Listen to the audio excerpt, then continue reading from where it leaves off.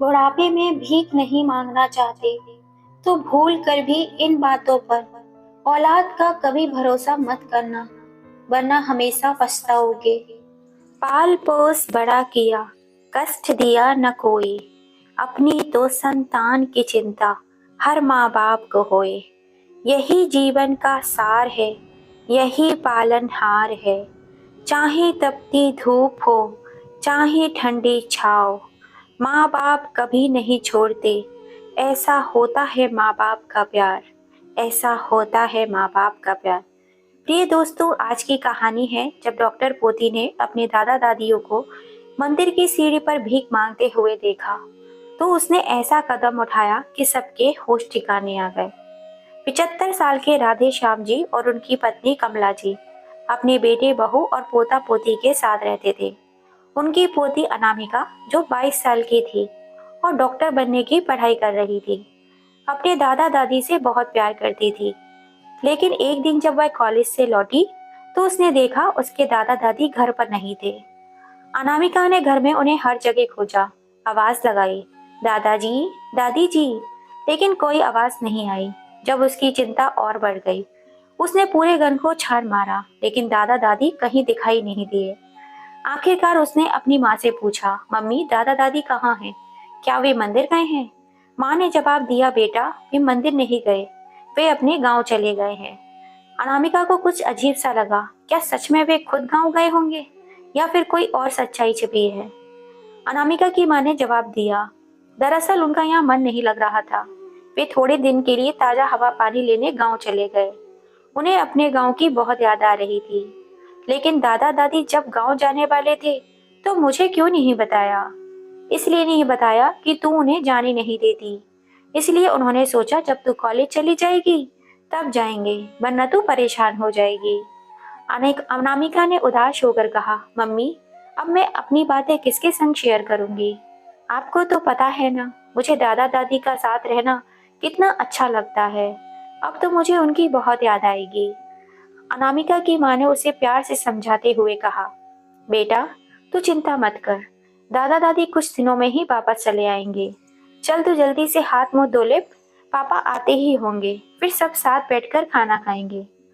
अनामिका के पिता मोहन एक बड़ी सी कंपनी में ऊंची पोस्ट पर काम करते थे। जब से वे शाम को घर लौटे तो अनामिका ने उनसे भी दादा दादी के बारे में पूछा, लेकिन पापा ने भी वही बात दोहराई जो उसकी मम्मी ने कही थी। अनामिका ने जिद करते हुए कहा, पापा प्लीज मुझे दादा दादी से बात करवा दीजिए। मुझे उनसे पूछना है कि वे मुझे बिना बताए क्यों चले गए। क्या उन्हें मेरी याद नहीं आएगी? गांव में उनका ख्याल कौन रख रहा होगा? अगर मुझे साथ ले जाते तो मैं उनका ख्याल रख सकती थी। मोहन ने बेटी को प्यार से समझाते हुए कहा, बेटा, दादा दादी का यहाँ मन नहीं लग रहा था। उन्हें अपने गांव की बहुत याद आ रही थी, इसलिए थोड़े समय के लिए वे वहां चले गए हैं। तुम चिंता मत करो, वे जल्दी ही लौट आएंगे। और तुम अपनी पढ़ाई पर ध्यान दो। अनामिका अपनी डॉक्टर की पढ़ाई कर रही थी। दादा दादी का सपना था कि हमारी पोती डॉक्टर बने, लेकिन समय बीतता गया। हर दिन अनामिका अपने मम्मी पापा से, दादा दादी से बात करवाने की जिद करती, लेकिन वे हर बार उसकी बात को टाल देते। दिन बीतते गए और 6 महीने गुजर गए। एक दिन अनामिका को अपनी डॉक्टरी रिसर्च के लिए कैंप जाना था। रिसर्च पूरी करने के बाद उसने अपने दोस्तों के साथ मंदिर जाकर दर्शन करने का सोचा। जैसे ही वे मंदिर की सीढ़ियों पर चढ़ने लगी, उसकी नजर वहां बैठे एक बूढ़ा आदमी और एक बूढ़ी औरत पर पड़ी।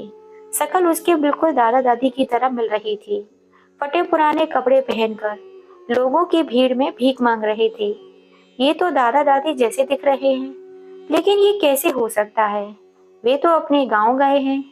मम्मी और पापा ने तो यही कहा था कि दादा दादी गांव में हैं। अनामिका के मन में बहुत सारे सवाल चल रहे थे।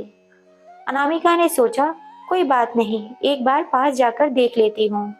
डरते डरते अनामिका उनके पास जाने लगी। अनामिका के मन में सवालों का तूफान उठने लगा। नहीं, यह मेरी नजर का धोखा होगा।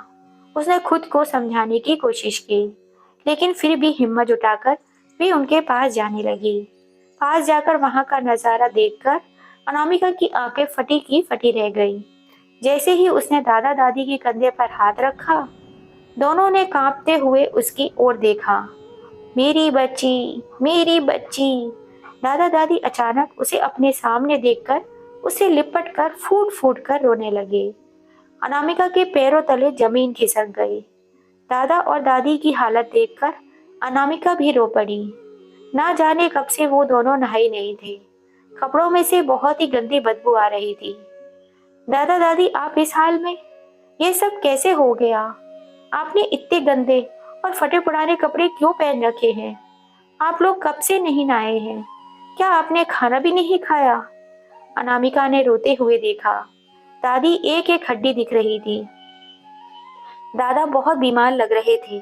उनके पास पड़ा बासी सड़ा गला खाना शायद कई दिनों से पड़ा था। दादा कांपते हाथों से अनामिका के आंसू पोंछने लगे, लेकिन अनामिका खुद को रोक नहीं पाई और उसने लिपट कर जोर जोर से रोने लगी। दादा, आप दोनों तुरंत मेरे साथ घर चलिए। मैं आपको यहाँ एक पल भी नहीं रहने दूंगी। दादा दादी ने कांपती आवाज में कहा। बेटा, अब हमारा वह घर नहीं है। यही मंदिर ही अब हमारा घर है। अब पूरा जीवन यहीं बिताएंगे। अनामिका चौंक गई। क्या? दादी जी, आप ये क्या कह रही हैं? आपको भीख मांगते हुए देखकर मैं चैन से कैसे रह सकती हूँ? चलिए मेरे साथ अभी की अभी। दादी की आंखों में आंसू आ गए। बेटा, जब बहू बेटे ही हमें बुढ़ापे में छोड़ दिया तो तू क्यों हमें संभाल रही है? तू भी हमें क्यों नहीं छोड़ देती? यह सुनकर अनामिका के पैरों तले जमीन खिसक गई। क्या? मम्मी पापा ने आपको यहाँ छोड़ दिया? दादी ने अपने आंसू पोंछते हुए कहा। अरे छोड़ ना बेटा ये सारी बातें। पहले ये बता तू यहाँ कैसे आई? तेरी डॉक्टर की पढ़ाई कैसी चल रही है?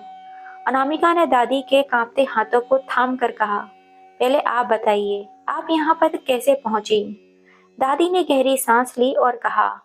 उस दिन जब तू कॉलेज गई थी, तब कंचन बहू ने हमसे कहा, बाबूजी, माँ जी, मैं आपका फुल बॉडी चेकअप कराना चाहती हूँ, इसलिए डॉक्टर के पास चलना है। वे हमें हॉस्पिटल ले गई।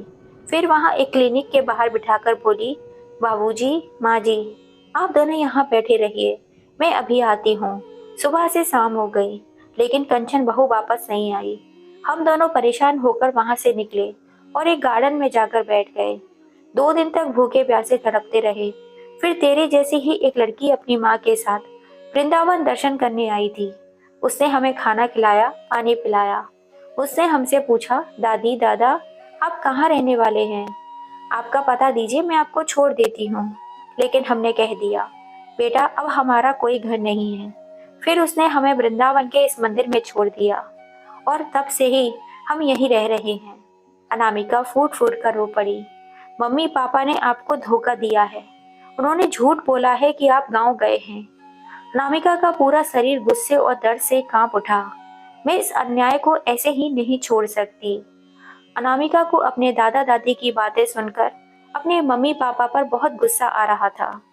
उसने अपने ही माता पिता को सड़क पर छोड़ दिया। अनामिका यह सहन नहीं कर पा रही थी। उन्हें अपने साथ एक दोस्त के घर ले जाती है। वहां जाकर अपने दादा दादी को नहलाती और धुलाती और नए कपड़े पहनाने को देती है। जैसे ही वे नए कपड़े पहनते हैं, उनकी आंखों में से आंसू आ जाते हैं। वे कांपते लगते हैं। शायद ये खुशी के आंसू थे या अपनों से मिले धोखे के। रात हो चुकी थी। अनामिका सोचती है कि पापा घर आ चुके होंगे। वह दादा दादी को अपने साथ लेकर घर जाती है और उन्हें आंगन में चारपाई पर बिठा देती है। जैसे ही वे अंदर जाती है, मम्मी ने प्यार से पूछा, बेटा ट्रिप कैसा रहा? पर अनामिका चुप रही। उसने कोई जवाब नहीं दिया। पापा भी पूछते हैं, बेटा मम्मी कुछ पूछ रही हैं, जवाब क्यों नहीं दे रही? अनामिका का गुस्सा अब फूट पड़ा। वह चीख कर कहती है, क्यों क्यों दूं मैं आप लोगों को जवाब? कौन है आप लोग मेरे? मम्मी और पापा दोनों हैरान हो जाते हैं। वे प्यार से पूछते हैं, क्या हुआ बेटा? तुम ऐसी बातें क्यों कर रही हो? किसी से लड़ाई झगड़ा हुआ है क्या? अनामिका बिना रुके बोलती है, यह घर किसके नाम पर है पापा? पापा चौंकते हैं। वे गुस्से से बोलते हैं, ये कैसी बातें कर रही हो तुम? मम्मी भी समझाने लगती हैं, बेटा ये सब कुछ तो तुम्हारे लिए ही तो है जो हमने किया है। अनामिका तड़प कर बोलती है, तो फिर दादा दादी के साथ ऐसा क्यों किया? उन्हें घर से निकालकर मंदिर की सीढ़ियों पर भीख मांगने के लिए क्यों छोड़ दिया? मम्मी और पापा की आंखें फटी की फटी रह गईं।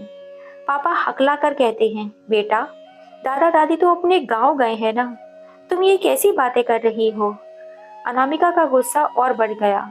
वह तड़क कर कहती है, बस करो पापा, बस करो। और कितना झूठ बोलोगे? सच तो यह है कि मम्मी उन्हें चेकअप के बहाने हॉस्पिटल के बाहर छोड़कर आई थी और आपको कुछ पता ही नहीं।